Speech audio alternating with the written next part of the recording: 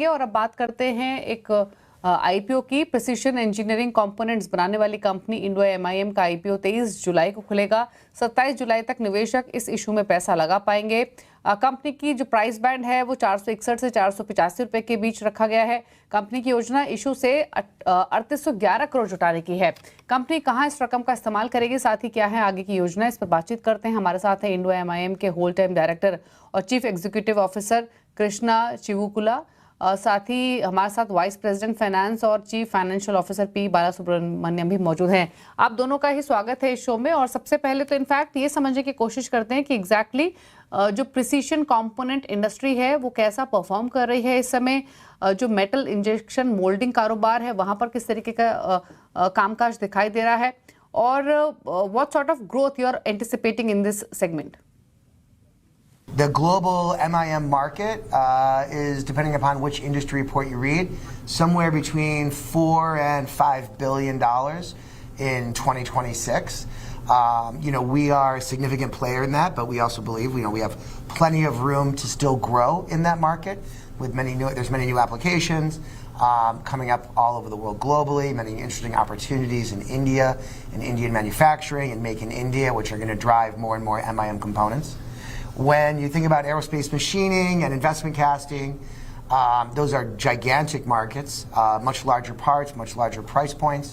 The aerospace casting or aerospace and IGT casting industry is at least a $50 billion, $60 billion industry globally. And we have only just recently entered that in the last 4 or 5 years. It has tremendous upside for growth and also has a lot of tailwinds in terms of industry demand, industry growth. There's a lot of growth in the demand for jet engines as well as land-based gas turbines. I think we've all heard about the requirements of AI data centers and their power requirements and the on-site generation requirements. That's fueling a sustained and long increase in demand for all components related to land-based gas turbines as well as jet engines. Okay. Also, Bala and Krishna, to both of you, tell us more about your business segment. How much do they contribute, and which segment is you expecting to grow faster?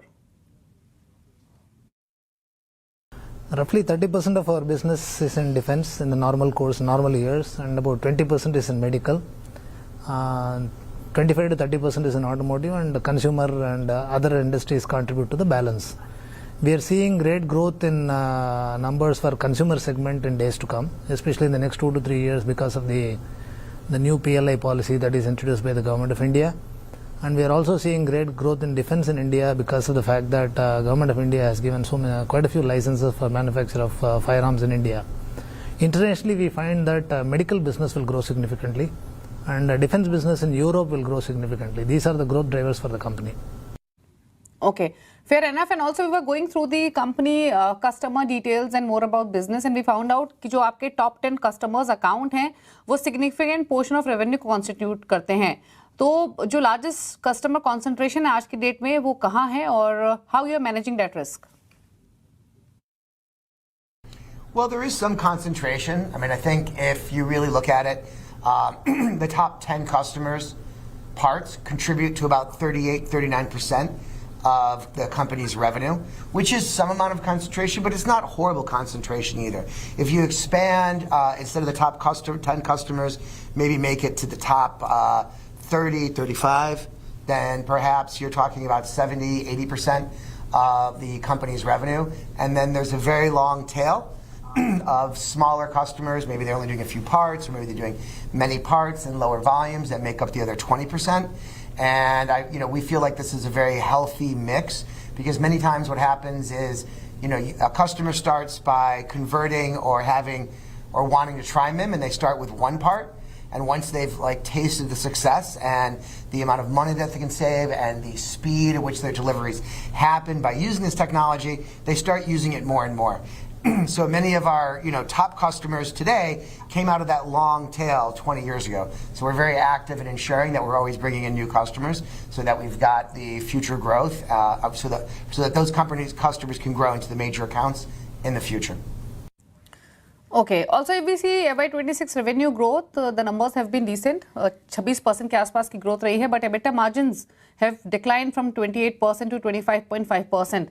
Exactly क्या वजह रही है margins compression के पीछे और क्या outlook है यहाँ से margin growth को लेकर? Madam, actually the margin is totally dependent on the combination of business that we do. The years in which we have more of defense and more of medical, you will have better margins. The years in which we have more of consumer, we will have slightly lesser margin.